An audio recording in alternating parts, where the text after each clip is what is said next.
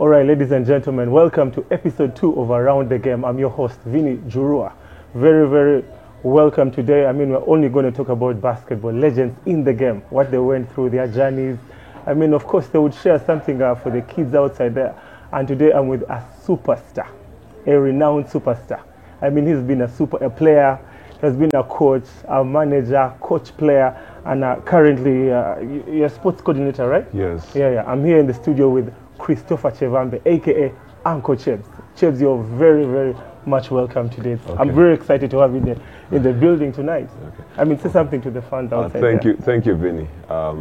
What I would say is I'm excited to be part of this, and the fact that we've also walked this journey. I saw you come into the game, along the way. And I think we had already been there for a while, but we tried to do whatever we could to try and set the pace, try to set the trend for the guys who are coming up after us. But I would say it has been an amazing journey. And right now, as you know, I don't work from here. I'm currently working in Rwanda. I'm doing some sports development work in Rwanda and also a lot of coaching as well there. Yeah. So let's dive into it. I don't want this to be like a conversation. I don't want it to be like an interview, quick fire. I ask you this, you just respond with like basic answers. No, I just want us to talk. I want you to tell people how it felt like back in the day. I know you still play. I've played with you lots of pickup games. You're still a bad man, that one is obvious. So I want to let people know how the journey was. I'll of course begin with your journey in basketball. Tell us about your journey in basketball, how you began, what primary school. I know you're a legend from the Miracle basketball family. Yes. Of course, I think I watched you play for Miracle, but I never see you do the dunks and everything. But I know you're a legend from Miracle, so you'll also tell us about Miracle and how it has been in general. Yeah, generally I would say I grew up in Makerere University. My dad is a professor, and he was a professor. He was lecturing in Makerere University. And my mom was also working with the East African community, but later on known for her business acumen. So she was so much into business. So it's a kind of background that we grew up, with a dad who wants us so much connected to our education. And also my mom, who was very flexible, our mothers always are. Yeah, sure. My mom was always like, I'd follow your heart, whatever you think will work for you, I'm behind you 100%. So I later on got to see what was happening with her support when trips later on came, around sports, where we'll be traveling outside the country.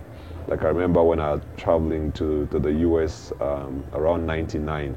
And I was the captain of the team at the time. Personally, I didn't think at the time that they would actually elect me to be the captain because the team had a lot of talent. Yeah. But the guys felt that I was the kind of person that they wanted to lead the team. So I think it was about the leadership that I'd been, prepared for before that happened. Yeah. And I think it was a very solid group of very talented basketball players. And I think it happened during that time that we lost so many players over a course of about 5 to 8 years. Every year, I think about 18 to 20 players used to leave and go to the US. And relocate there. Yes, and so there was a big vacuum that was left at the time.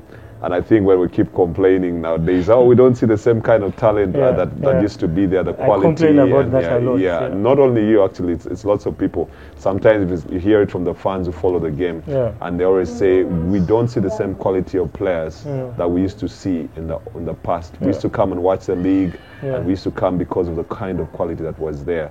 But I would say that what we are now challenged with is trying to see that we can shape the players to the kind of players who we are, or those who came before us. Because we also saw a lot from the players who played before us. We learned a lot from the likes of the Chatis, the likes of the Robert Ndamajes, the Humphrey Hakizas, and so many other players before that. There's so many great players. Henry Musisi later on became Federation President. Those were very amazing players to watch. And we learned a lot from them, just from their character, from their hard work, from their discipline, and how they understood the game. They were very good students of the game, in the sense that how they taught the game, how they played the game, and how disciplined they were when they were on the floor. But also how they related with people off the game in terms of community, and how they related to the people. They were down to earth. So Nowadays, it's really different. So I think the era has changed. We're in an era where there's a lot of the digital whatever. There's a lot of Steph Curry on yes, the TVs. Yeah. So what happens is our upbringing was more down to our passion for the game. Yeah, the love for the game. Yeah, the passion used to drive us more than anything. So we were very passionate. Yeah. And I would say my career was first kick-started when I was a very young man in the university. Okay. And we were very fortunate that in Makerere University there were so many different games. There was volleyball, there was basketball and things like that. And how I get to first play basketball was after I would come from the swimming pool to swim, then basketball was there. So the pool court. You're a swimmer first. Yes, yeah. Swimmer first. But of course, like all of us, or most of us, football was our first love. You know, yeah. we played a lot of football. Yeah. Then on the days when we'd go to the swimming pool, that's when after the swimming, we'd then go to the pool court and then shoot a bit of hoops. Yeah. And my first connection with basketball, I think I probably must have been about 5 or 6 years, and the ball is too heavy for me, the size 7. I can barely get the ball up there, but yeah, eventually... And very few small basketballs at the time. So eventually, with a hook shot, you extend from the mid-range to the three-pointer, then eventually we start getting comfortable with the basketball. But other than that, we learned a lot from the players who are older than that. But it wasn't very structured, you know, coaching like we're having today, where you have academies and things like that. So I would say the players today have all it takes in terms of the coaching, the equipment, the facilities to develop and become great players, and all the information actually. So for us, the era was very different. You know, from the days when you had one guy, maybe the dad has come back from the US or from Europe, and there's one Michael Jordan videotape on the neighborhood, and has to go through the big boys first before you could get to take a look at the video cassette to see what really Michael Jordan's all about. So that was the kind of background we had. So I'd really say in our era, it was more about your personal drive to connect with the game, and you know, that passion to keep working at it that made us better. Yes. So let me ask, I'll talk about your school life. I mean, school always had a very big impact in our basketball careers. Yeah, primary, secondary, then the university. It's very, very nice. You grew up in the university where there was basketball. You're very lucky. Let me ask you about your primary school and secondary. Was there basketball when you were in primary? Yeah, so primary school, we were pretty much like how you see the challenges today. I think the primary schools are starting to open up with some facilities for sports and that, because I think the government and it's part of the curriculum now, so they're kind of pushed to that. But during our era, it was more of the traditional games that were being played. So I was at Kitante Primary School, just here in town, and that's where I did my whole primary all the way out until I finished my primary 7.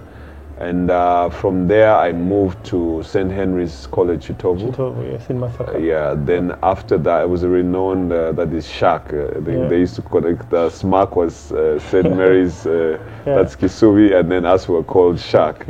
But they're all, you know, like Christian or Catholic, like, you know, connected colleges. So are connected in a way that there used to be competitions that used to be played amongst those. I think also Rubaga, Uganda Matters, and that's called Lamine, the Lamine Cup.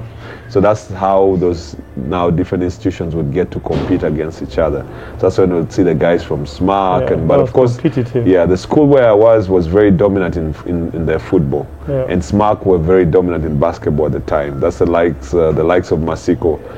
Masiko was such a big name at the time, with Paul Odu at the time, and we're still very young men at the time. Even the late Boniface, the late Wilbrod Okecho was also at SMAC at the time. So the thing is, we had to find a way now of how do we get basketball into St. Henry's. So at St. Henry's, there was me and a friend of mine who later on played, I think, was with Rhino before, and then with Bushcourt, he's called Kahigwa. He's called Andrew Kahigwa. So Andrew was playing number 1, number 2, left-handed, but a very good player.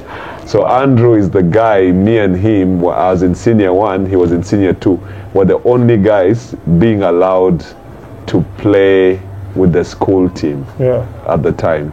And the school team was predominant of senior 4 up to senior 6. The big boys. So we're the only like 2 guys who are from the, you know, like O level, who were like below senior 4 who were with the school team.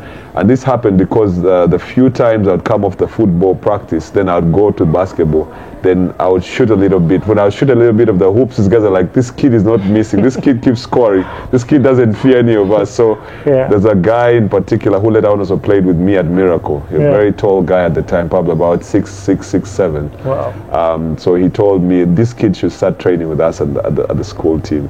And then there were players like Tino. There's a guy called Tino who also later on became a very long-term friend of mine, but he had a very stylish way he played basketball. And they look cool. I mean, like they put on their t-shirts and their cool sneakers. Yeah, with a lot of swag. So I found the game quite, captivating and interesting. But after that, I disconnect again with basketball. So now... That was in senior 1? Senior 2. So then I go to Lubiri. I crossed now left because boarding school wasn't working out well for me. I used to fall sick a lot and things like that. So not that I was really homesick, but I used to fall sick, and I said, you know what, I think let's have a change. So when we had that change, we were at that time staying in Nakulavie. So we're staying in Nakulavie. So my dad has just left Makerere and is now become the acting director for National Curriculum Development Center. So like in the ministry? Under the Ministry of Education. Yeah. So the guys who make the curriculum, in Chambogo, that's where my dad was working. Okay. And so we moved from there and go I moved from there and go to Lubiri SS because it was kind of close to home and it was easy for me. So I moved to Lubiri SS and as a day scholar now. So now I moved to Lubiri SS. How my basketball, a connection to basketball comes about is I became this kind of player who played a lot of football. Then when they were trying to revive the game in our school, so I see these guys doing layups and they're telling them, why are you guys missing layups and stuff like that. So I look at them for a while and I'm like, this should be easy. This should be easy. This is like they're trying to set up the school team. And I'm wondering why guys missing easy layups and stuff like that. So after I'm like, it's okay. Then after that I come around after some weeks on a Sunday. And our guy who was the guy coaching the school team is called Patrick Mutumba.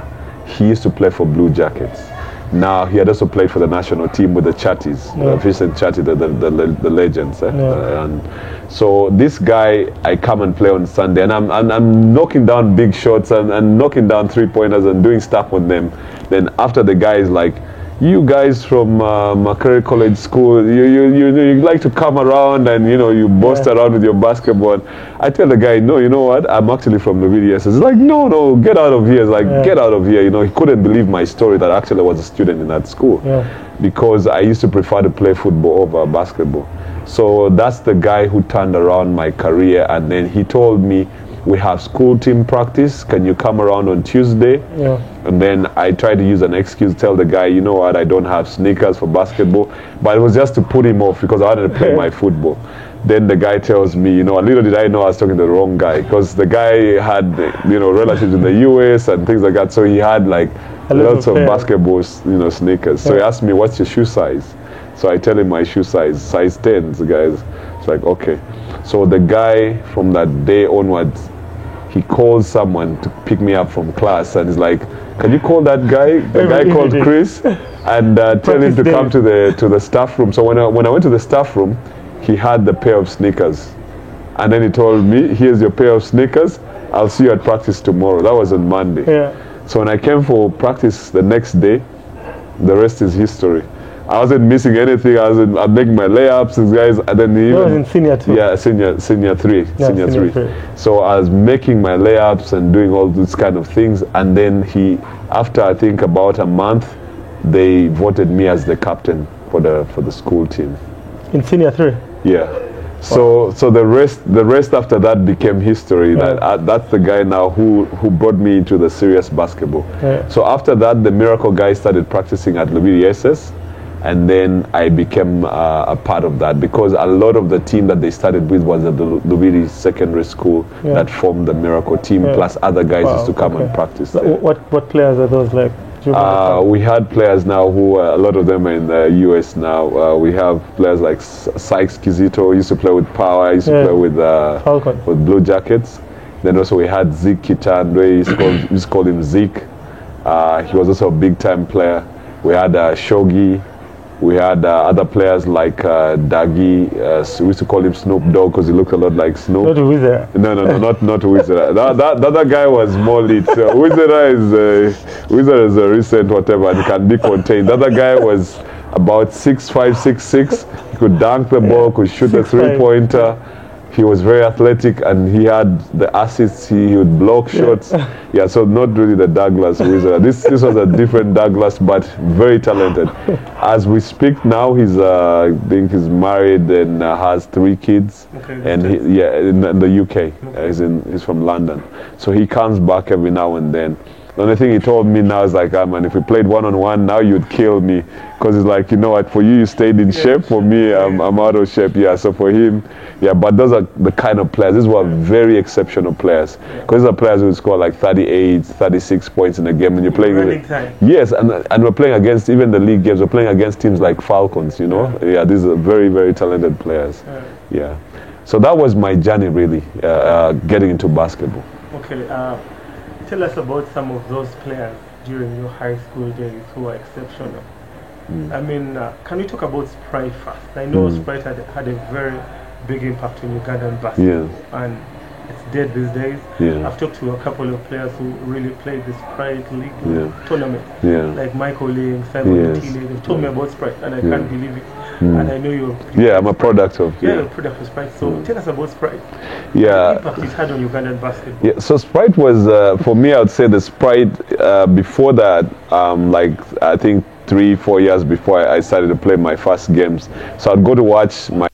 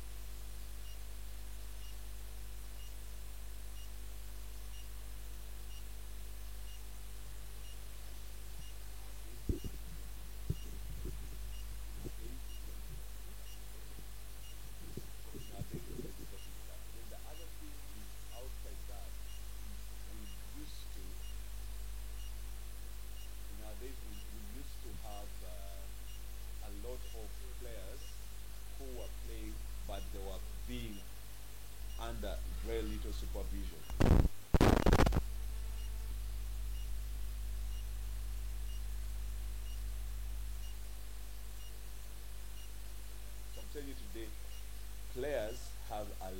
supervision, they have a lot of resources, but they're failing to play. But also partly it's not being managed well. During our time we're playing stopping time.